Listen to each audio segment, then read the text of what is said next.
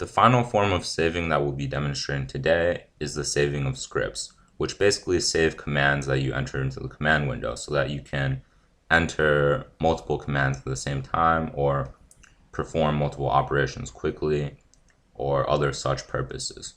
So in order to open up a new script for editing, we can either click on this new paper type icon on the upper left hand side of Matlab, or we can write edit followed by the name that we want our script to have. So in my case, Celsius to Fahrenheit, and then press enter. And Matlab will give us a prompt because the file doesn't yet exist, and it asks us if we want to create it, so we can press yes.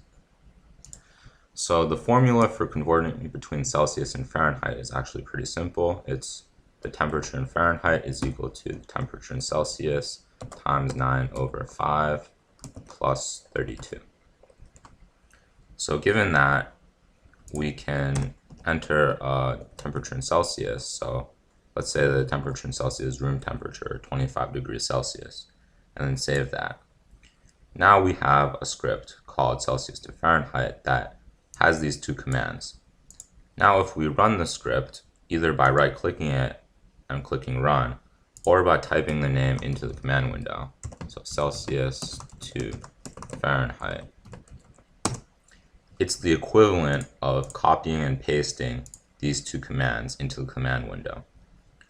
So right now, you haven't saved a lot of work.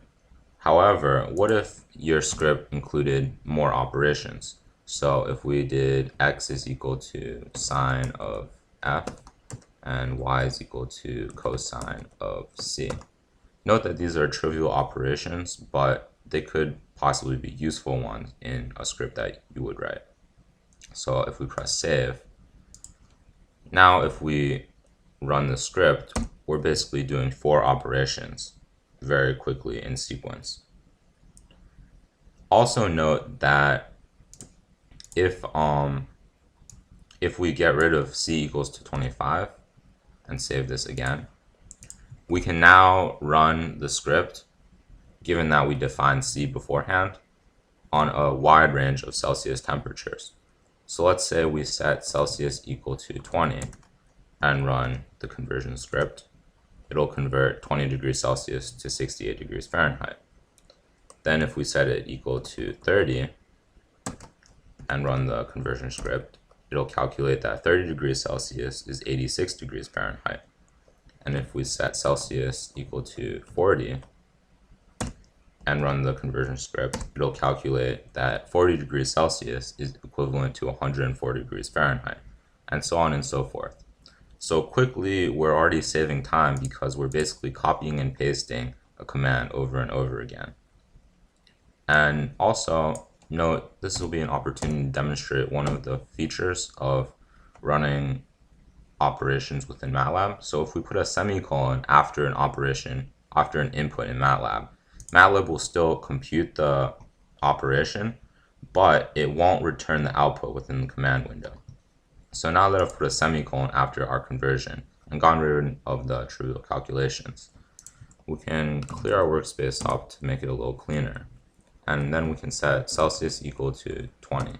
So notice Celsius equal to 20, and right now F is equal to 104.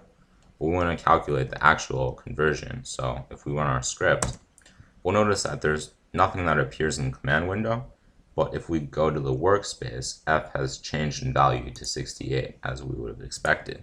So we can try this again, C equals to 25, and then we run Celsius to Fahrenheit. And we notice that, again, Fahrenheit changes to 77 after we run the script. So remember, scripts are basically a way of copying and pasting a series of commands, or even one command, into the command window and running them. So you can easily imagine that scripts would be very useful for computing a wide range of tedious calculations where you have to run through possibly large sets of data or something similar.